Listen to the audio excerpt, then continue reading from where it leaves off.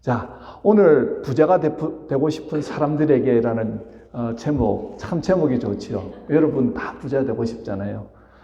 부자가 되고 싶은 사람이란 과연 어떻게 해야 될 것인가 라는 것입니다.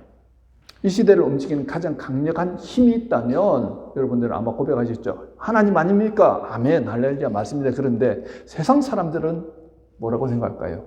돈이라고 생각하겠죠. 돈으로 죽은 사람 살리는 것 빼고는 못할 것이 없는 그런 세상이 된 것 같습니다. 우리가 세상에서 사람을 평가할 때도 돈의 많고 적음으로 그 사람이 어떤 인격과 성품의 소유자인지 그건 상관없다는 거예요. 돈이 많으면 잘난 사람, 멋진 사람, 인정받을 만한 사람이라고 그렇게 우리는 인정하죠. 그런 세상이 되었습니다. 그래서 사람들은 어떻게 하든지 한 푼이라도 더 모으려고 그렇게 애를 쓰고 있습니다.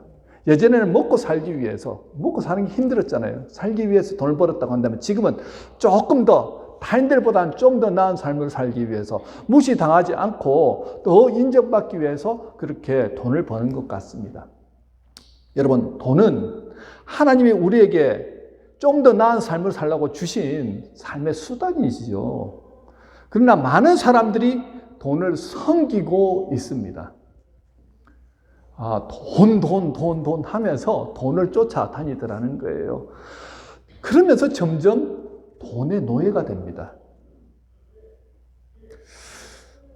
그러면 왜 사람들은 이렇게 돈의 노예가 되어서 돈에 집착하는 인생을 살아갈까요? 그것은요, 돈의 힘과 매력을 너무 잘 알기 때문입니다. 돈 맛을 한번 보면 돈의 유혹을 떨쳐내기가 쉽지 않습니다. 잠시 저기 문 좀 닫아 주실래요? 네. 돈이 없으면요, 여러분, 돈이 없는 거 경험해 보셨죠? 저도 오랜 유학생활을 했습니다. 한 11년 정도 유학생활을 하면서 여기서 이제 학부, 그 다음에 대학원 이렇게 그런 시간을 가졌는데 돈이 없으니까 참 삶이 궁핍해지더라는 거예요. 돈이 없으니까 죄송합니다. 전도사일 때도 부부싸움이 찾아지는 거예요. 먹고 사는 거, 이 가정을 주셨으니까 가장으로서도 역할을 해야 되지만 또 나아가서 또 일도 해야 되고 전도사로 사역도 해야 되고 공부도 해야 되고 몸이 10개라도 부족한 거예요. 그러다 보니까 힘들고 어려우니까 또 와서 말 한마디 툭 잘못했다가 또 그것 때문에 싸우게 되고 이런 일들이 반복이 되더라는 거죠. 어떤 면에서는요, 이 경제적인 문제가 부부싸움 하는데 가장 큰 비율을 차지하고 있다 해도 과언이 아닌 것 같습니다. 돈이 없으니까요, 자식들에게 잘해주고 싶은데 잘해줄 수가 없습니다. 돈이 없으니까요, 뭔가 하나 식료품점에 가서 살려고 해도 가격표부터 먼저 보죠. 투포원 하는 거 이렇게 보면 반갑습니다. 근데 돈이 있으면 어떻게 됩니까? 가격표 안 봅니다. 퀄리티를 보죠. 칼로리가 얼마냐 이거 보지 않습니까? 돈이 없으니까 그렇게 불편해지는 거예요. 돈이 없으니까 종일토록 일하면서 나중에는 스트레스 받고 이런저런 질병으로 고통당하지 않습니까? 돈이 없으면요, 병이 나도 참 치료받기 쉽지 않습니다. 특별히 이 치과 치료 받을 때 이 치과 치료 의료보험이 없으면요, 이 생돈이 얼마나 많이 들어갑니까? 그러다 보니 내 능력이라 나 혼자 이렇게 살기가 정말 빠듯하다 싶으니까 이제는 결혼은 안 하려고 하고요. 결혼을 하더라도 자식도 안 낳으려고 하는 그런 세상이 되어버렸습니다. 돈이 없으니까 이렇게 삶이 불편해지더라는 거예요. 하지만 돈의 여유가 있으면 어떻습니까? 일단 미래에 대한 걱정이 줄어들지요. 하고 싶은 것 있으면 편안하게 합니다. 가격표 보지 않고 물건 그냥 마음껏 살 수 있습니다. 삶의 질이 높아지더라는 거예요. 돈은 우리에게 없어서는 안 될 가장 중요한 어떤 면에서는 존재가 되었습니다. 이제 돈은 더 이상 수단이 아니라 목적이 되었다는 거죠. 그러다 보니 어떻게 해서든 돈을 많이 모으려고 하고 부자가 되려고 그렇게 애쓰면서 달려가는 인생들이 되었다는 거죠. 여러분, 우리가 재물을 목적으로 삼고 재물을 섬기는 삶을 살면 하나님의 자녀들, 크리스찬들은 반드시 신앙에 문제가 생기게 됩니다. 마태복음 6장 24절 함께 읽을까요? 예수님이 하신 말씀입니다. 시작. 한 사람이 두 주인을 섬기지 못할 것이니 혹 이를 미워하고 저를 사랑하거나 혹 이를 중히 여기고 저를 경히 여김이라. 너희가 하나님과 재물을 겸하여 섬기지 못하느니라. 이 세상은 어떤 세상입니까? 만몬신을 섬기느냐 하나님을 섬기느냐 둘 중에 하나를 섬겨야 되는 세상이라는 거죠. 만몬신을 섬기는 수준으로 신을 섬기는 수준으로 재물을 그렇게 섬긴다는 거예요. 재물을 돈을 하나님의 수준으로 올려놓고 그렇게 추구하고 따라간다는 것입니다. 내 삶의 주인이 바뀌어 버린다는 거예요. 하나님의 자녀들이 하나님을 주인으로 하나님을 왕으로 모시고 사는 게 아니고 누구를 주인으로 모신다고요? 재물을 주인으로 모시고 돈을 주인으로 모시고 살아가는 삶이 되더라는 것입니다. 결국 무슨 말입니까? 돈의 지배를 받는 세상을 살게 되더라는 거죠. 돈이 좀 있으면 행복해집니다. 여유로워집니다. 돈이 없으면 불안합니다. 걱정, 근심, 염려가 막 넘치지요.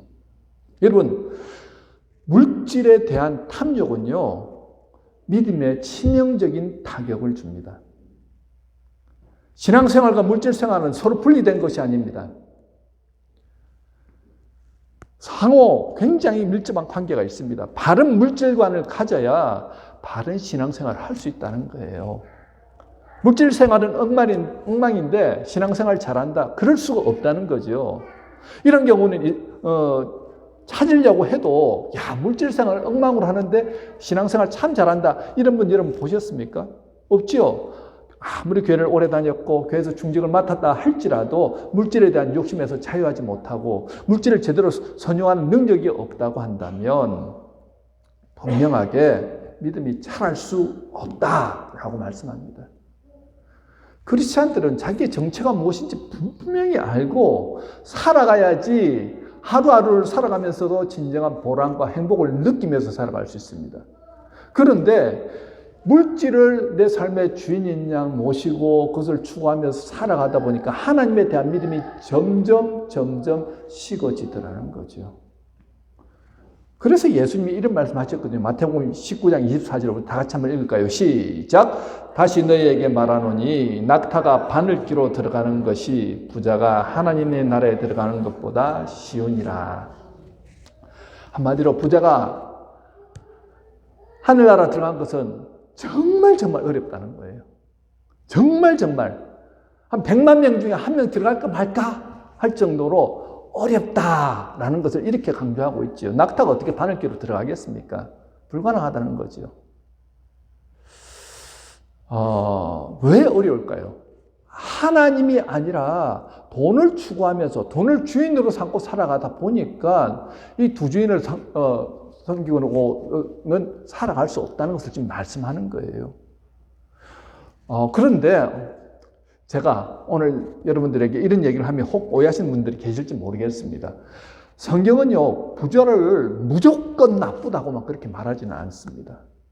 만약 성경이 부자에 대해서 부정적으로 말한다고 한다면 믿음의 조상 아브라함 굉장한 거부였거든요. 그 아브라함부터 문제가 되죠. 하나님 축복할 때 뭐로 축복해 주십니까? 사실 물질로 축복해 주시잖아요. 그러니까 그 물질로 축복받은 구약의 많은 사람들, 욥도 마찬가지였고요. 다윗은 어땠습니까? 솔로몬은 어땠습니까? 다 부유했습니다. 그러면 그 사람들은 부자이기 때문에 정말 하나님 앞에 악한 사람이라고 그런 책망을 들었습니까? 아니죠. 예수님을 친히 장사 지냈던 아리마대 요셉도 신약시대에 부자였고요. 그리고 바리새인 니고데모도 부자였습니다. 그러면 우리가 돈에 대한 지금 바른 신앙을 가지고 있느냐, 바른 철학을 가지고 살아가느냐, 이건 무슨 말이냐면 내 정체가 나는 누구인가에 대한 분명한 확신을 가지고 돈을 대하는 사람이라고 한다면 문제가 없다, 이 말씀을 드리는 거예요. 여러분, 돈이 더럽습니까? 돈 싫으세요? 아마 여기 솔직하게 돈 싫으세요? 라고 물어보면 아무도 돈 싫지 않습니다. 저 목사님 돈 좋아해요. 그럴 분들이 대부분이라고 생각합니다. 돈은 없는 것보다는요, 있는 것이 훨씬 낫습니다. 그러면 돈이 나쁜 겁니까? 돈은 필요하기입니까? 돈이 필요하기니까 할 수만 있으면 우리가 무소유로 사는 게 좋습니다. 이게 성경의 가르침일까요? 그거 아니죠. 돈 자체는 나쁘고 더럽지 않습니다. 누가 돈을 가지냐에 따라서 선한 것이 되기도 하고 악한 것이 되기도 하더라는 거죠. 깨끗한 것이 될 수도 있고 더러운 것이 될 수도 있다는 것입니다. 돈을 어떻게 생각하고 돈을 어떻게 사용하느냐에 따라서 돈은요, 정말 이 땅을 복되게 하는 도구가 될 수도 있지만 그 돈 때문에 정말 많은 사람들을 고통스럽게 할 수도 있는 그런 도구가 될 수도 있다는 거죠. 그래서 부자들에게 강하게 지금 강한 어조로 책망하고 경고하고 있는 거예요. 오늘 1절 본문을 보면요. 들으라 부한 자들아 너희에게 이 말 고생으로 말미암아 울고 통곡하라 하고 말합니다. 이것은 부자들이 분명히 비참한 일을 당하게 될 것이라는 것을 확정적으로 지금 선포하고 있는 말씀입니다. 그러니까 그것을 생각해서 미리 너희들은 울고 통곡해라는 거예요. 더 이상 번복은 없다는 것입니다. 이미 심판이 임했다는 거예요. 과연 그들이 돈이 많기 때문에 이런 심판이 임했다고 말씀할까요? 자, 그들이 왜 부를 축적했을까요? 대부분은 그렇습니다. 부를 축적하는 이유 중에 하나가 여러분이나 저나 마찬가지일지 모르겠습니다만요. 불확실한 미래에 나는 고통당하기 싫다는 거죠. 돈이 있으면 뭐든지 그래도 좀 보험처럼 할 수 있으니까 그 불확실한 미래에 고난은 어떤 고난이 임하더라도 고난을 피하기 위해서 좀 더 편안한 삶을 살기 위해서 돈을 축적하는 것 아니겠습니까? 그런데 오늘 본문에 고난 당하는 이유를 2절 3절에서 말씀하고 있습니다. 우리 다 같이 읽습니다. 시작. 너희 재물은 썩었고 너희 옷은 좀 먹었으며 너희 금과 은은 녹이 쓸었으니 이 녹이 너희에게 증거가 되며 불같이 너희 살을 먹으리라. 너희가 말세의 재물을 쌓았도다. 부가 축적되면 부패한다고 말하고 있습니다. 부 자체에 대해서 성경은 나오지 않습니다. 하지만 자기 배만 불리기 위해서 부를 끝없이 쌓아가는 탐욕에 대해서 성경은 쌓지 말라고 지금 말씀하는 거예요. 재물이 쌓이면 썩게 되고 옷이 좀 먹는다라고 말씀하죠. 쌀도 쌓아두면 쌀벌레가 생기고 쇠도 금도 은도 어떻게 해요? 녹이 쓴다라고 말씀합니다. 원래 은과 금이 녹이 씁니까? 녹이 쓸지 않죠. 그런데 왜 이런 말씀합니까? 하나님이 치시면 그것도 한순간에 쓸모없는 것이 된다는 거예요. 결국은요, 이 너희들이 쌓아놓은 그 재물들이 고발장이 되고 심판의 근거가 될 것이다 라고 그렇게 말씀합니다. 도대체 이 부자들이 무엇을 했기에 하나님께서 심판하시겠다고 말씀하실까요? 본문 3절 후반부에 너희가 말세의 재물을 쌓았도다 말씀하지요. 이 부자들은요, 내일 죽는데 그것도 모르고 돈을 쌓는 데만 어떻게 했다고요? 정신이 팔려 있더라는 거죠.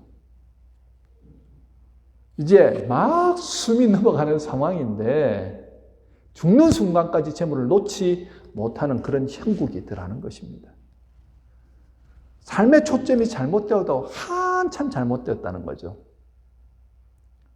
또 4절에 보니까 그들이 어떻게 부를 축적했는지 설명하고 있지 않습니까?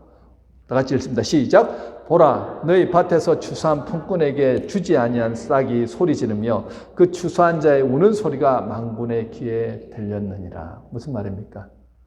지금 부자들이 잘못은 돈을 모으기 위해서 부정한 방법으로 축적했다는 거예요.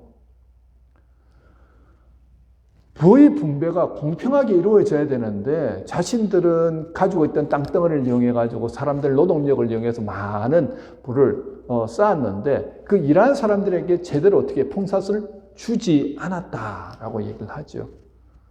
그 사람들은 하루 일해서 하루 벌어먹는 사람들인데 그 사람들의 것들을 주지 않고 빼앗아서 자기의 배를 불렸다는 것입니다. 그러니 심판받아 마땅하다라고 그렇게 말씀하고 있어요.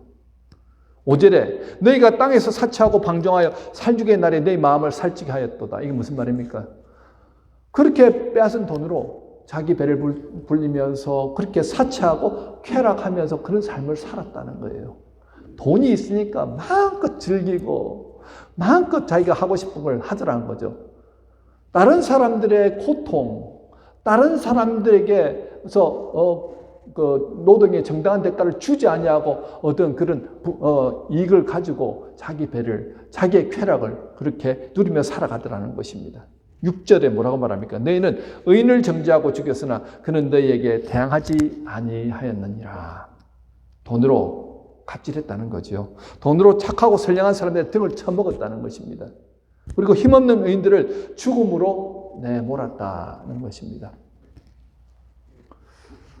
이런 자들을 하나님이 심판하지 않으시면 누가 심판하겠느냐라는 거지요.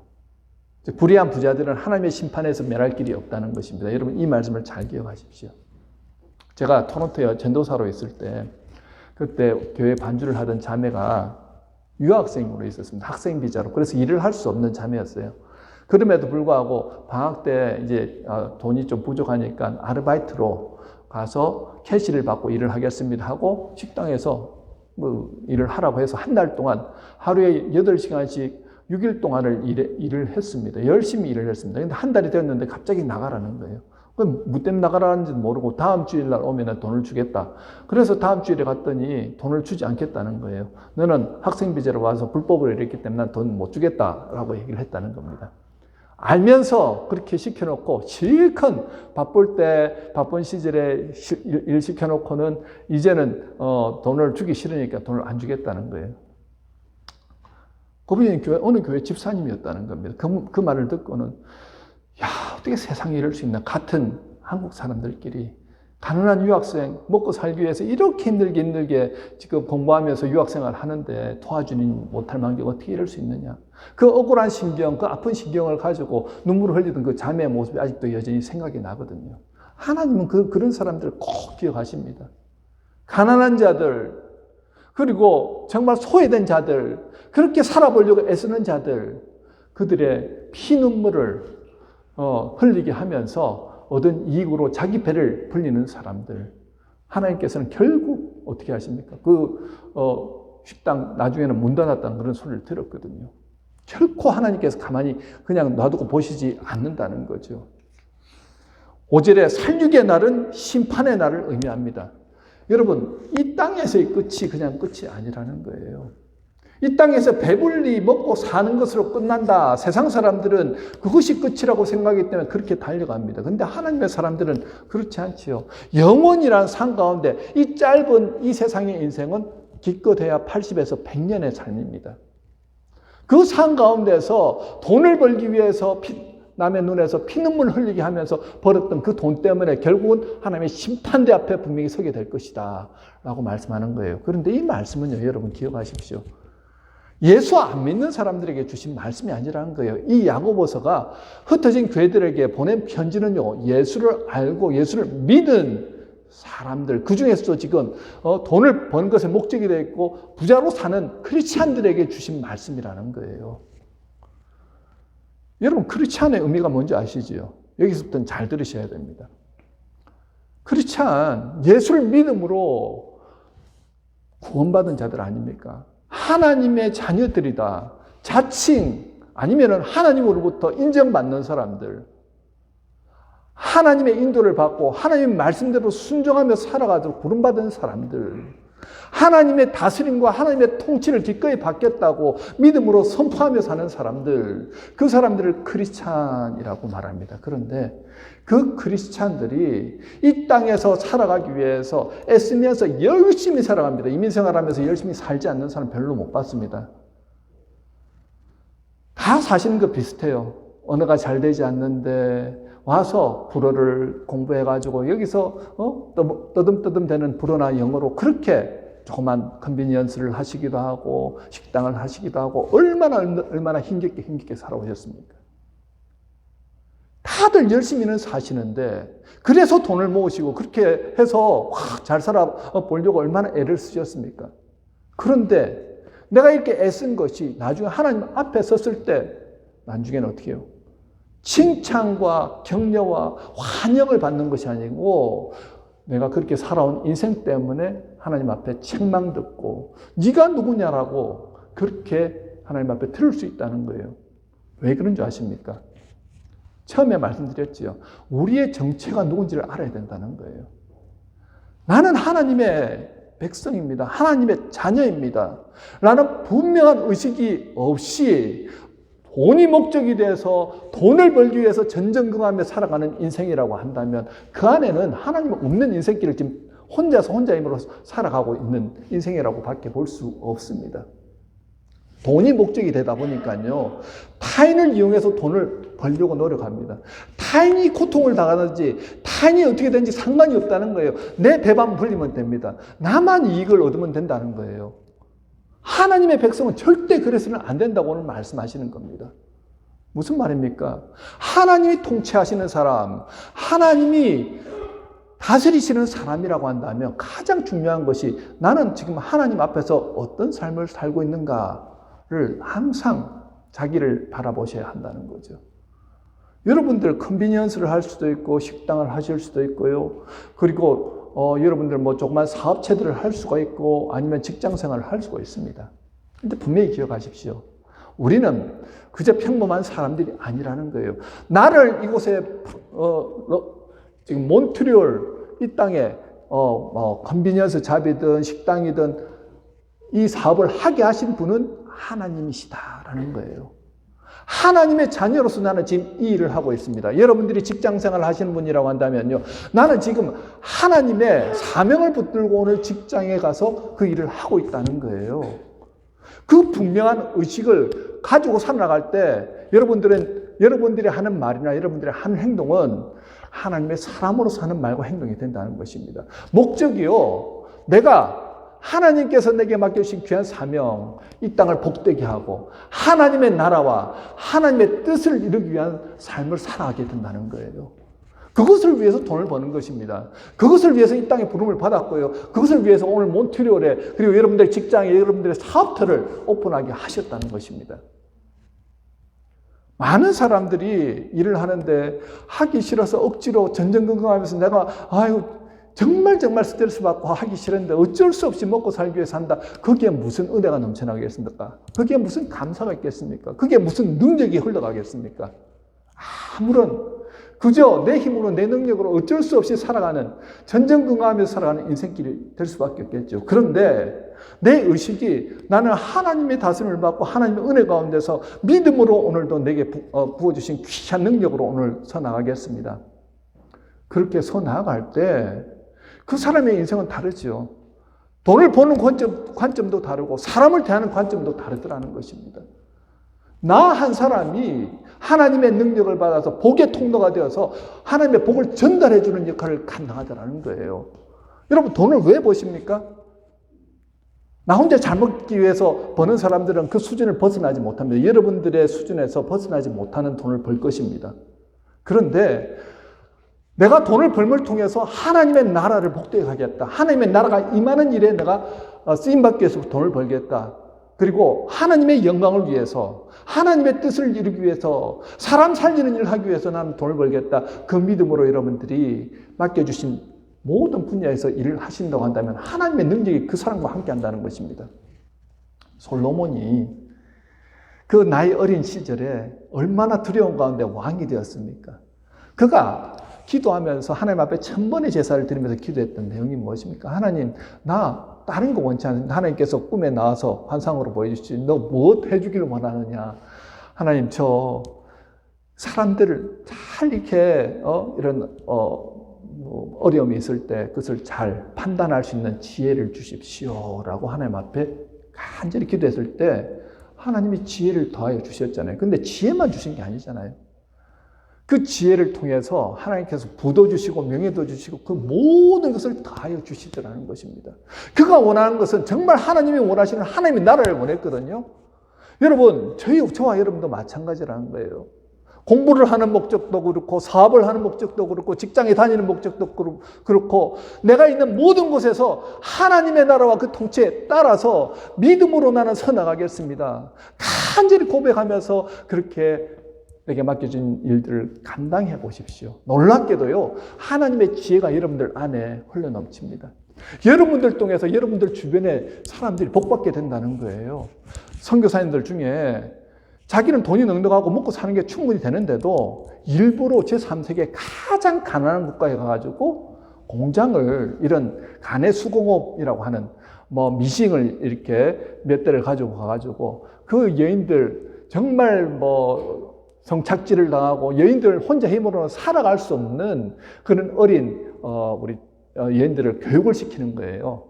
미싱할 수 있는 기술을 가르쳐 줍니다. 그래서 그 한 사람이 자기의 가족을 건사할 수 있게 하기 위해서 일부러 그곳에 가서 공장을 세워가지고 그렇게 해서 판로를 세워서 그래서 그 사람들이 먹고 살 수 있도록 해주는 거예요. 처음에는 몇 사람 안 되지만 그 사람들을 교육시켰는데 그 사람들이 가정을 이렇게 잘 가꿉니다. 그리고 또 더 많은 사람들을 또 데리고 와서 그렇게 훈련시키고 하다 보니 그 공장이 커진 거예요. 그 지역이 점점 잘 사는 지역으로 변화되고 정상적으로 세금을 내고 하니까 정부에서 또 참 너 잘한다고 하면서 다른 곳에서 사업을 하고 땅도 주고 또 공장도 지어주고 그렇게 해서 하나님께서 복되게 하시는데요. 막 이곳저곳에서 그런 사람들을 모아가지고 자기도 잘 되지만 결국은 그 지역을 일으키는 사람들을 일으키는 놀라운 역사를 일으켜 나가더라는 거죠. 그것이 하나님의 나라, 하나님의 통치를, 하나님의 다스림을 받는 사람들의 모습이라는 것입니다. 우리가 있는 곳에서 사람 살리는 일을 하자는 거예요.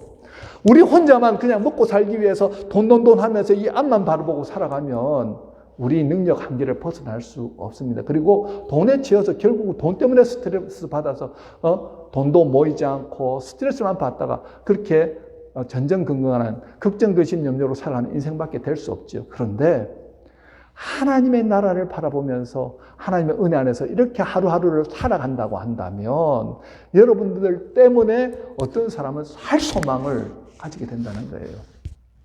한 여인이 너무너무 가난한데 지금 수중에 돈 많은 밖에 없는 겁니다.